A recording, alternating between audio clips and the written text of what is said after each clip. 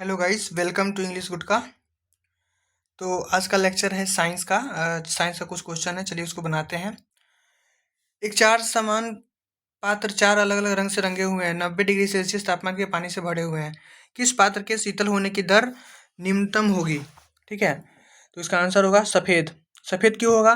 क्योंकि देखिए, सफ़ेद रंग जो होता है ना, वो अधिक गर्मी को अपने अंदर नहीं लेता है। तो जो सबसे कम लेगा, वो उसकी जो गर्मी छोड़ने की क्षमता होगी वो सबसे कम होगी, इसलिए सफ़ेद होगा। अगला क्वेश्चन है, कार्बन मोनोऑक्साइड प्रदूषक क्यों है? यह पहला ही ऑप्शन होगा, हीमोग्लोबिन से अभिक्रिया करता है, क्योंकि यह तांत्रिक तंत्र से कोई संबंध इसका है नहीं, ऑक्सीजन से भी कोई संबंध नहीं है। तीसरा है, मानव मस्तिष्क में दो न्यूरॉन के बीच की अंतर को क्या कहते हैं? सिनेप्सिस, अंशतंतु, ध्रुमासम, उपयुक्त में से एक से अधिक और कोई भी नहीं। तो इसका होगा ना सिनेप्सिस, रटने वाला है। दो न्यूरॉन के बीच की दूरी को सिनेप्सिस कहते हैं।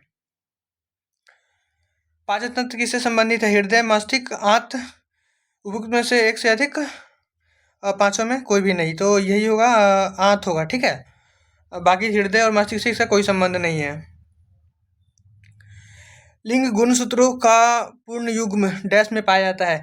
देखो, पूर्ण युग का मतलब होता है ना एक जैसा। जैसे मेल का बात करें, जैसे मानव ये नर का बात करें तो नर में होता है ना एक्स और वाई, ठीक है। लेकिन मादा में बात करें तो एक्स और एक्स ही होता है, इसलिए मादा ही आंसर होगा।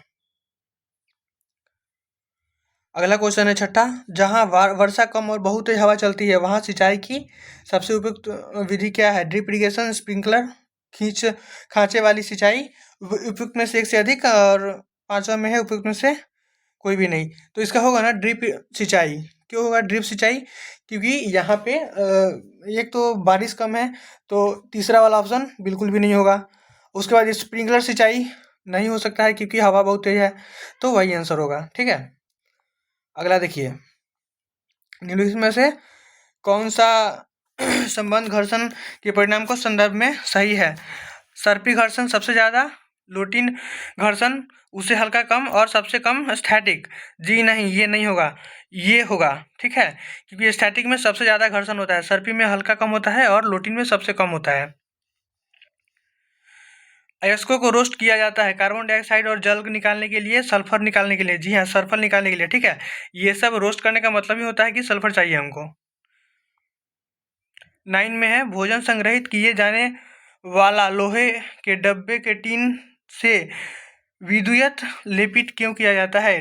टीन लोहे की तुलना में अधिक अभिक्रियाशील है, और भोजन को खराब होने से रोकता है। दूसरा में, टीन लोहे की तुलना में कम अभिक्रियाशील है और भोजन को खराब होने से बचाता है। टीन बाहर से चमकता है। जी नहीं, ये तो बिल्कुल भी नहीं होगा, क्योंकि ये होगा, क्योंकि टीन है ना कम अभिक्रियाशील है, तो वो खाना को खराब होने से बचा देगा। लोहा है, अभिक्रियाशील है, तो खाना को तुरंत खराब कर देगा। ठीक है, निम्नलिखित में से कौन सी गैस शीतल पेय में शामिल है? ये तो सब जानते हैं, H2 नहीं होगा, O2 CO2 होगा, O2 भी नहीं होगा। कार्बन के ऐसे अपरूप की पहचान कीजिए जो चिकना और फिसला हो। लीड, जी नहीं, लीड कार्बन थोड़ी है, ये तो ग्रेफाइट। हाँ, ये हो जाएगा। डायमंड तो सबसे हार्ड है, इसलिए चिकना नहीं है, ये भी नहीं होगा। और अगला क्वेश्चन है 12 में, निम्नलिखित में से कौन सा अम्ल विटामिन भी है? फॉर्मिक एसिड विटामिन नहीं है, स्कॉर्बिक, हाँ स्कॉर्बिक एसिड विटामिन माना जाता है, मैलिक एसिड ये भी नहीं है। 13 में है, ध्वनि की इनमें से कौन सी विशेषता हमें समान पिच और तीव्रता वाली ध्वनियों को अलग करने में सक्षम बनाती है?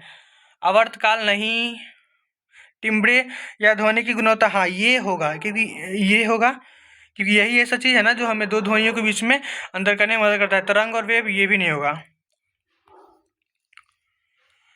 और 12 वोल्ट की बैटरी 3 ओम के प्रतिरोधक से जुड़ी है। प्रतिरोधक से प्रवाह होने वाली धारा क्या है? देखो, इसका फॉर्मूला होता है V=IR। ठीक है, तो हमको I चाहिए, तो I हो जाएगा ना V/R। तो यहाँ पे बना लो, V कितना है 12, R कितना है 3, तो I निकाल लो 4। ठीक है, ये इसका आंसर होगा। श्वेत प्रकाश कितने रंग से मिलकर बनता है? ये तो बच्चा बच्चा जानता है कि 7 रंग से मिलकर बनता है। ठीक है, तो इसी के साथ हो गया हमारा आज का लेक्चर ख़त्म। फिर इसी तरह कल आप नया क्वेश्चन के साथ 15 नया क्वेश्चन रहेगा साइंस का, तो आप लोग जुड़िए और इसका फ़ायदा लीजिए। ओके, चलिए मिलते हैं। जय हिंद।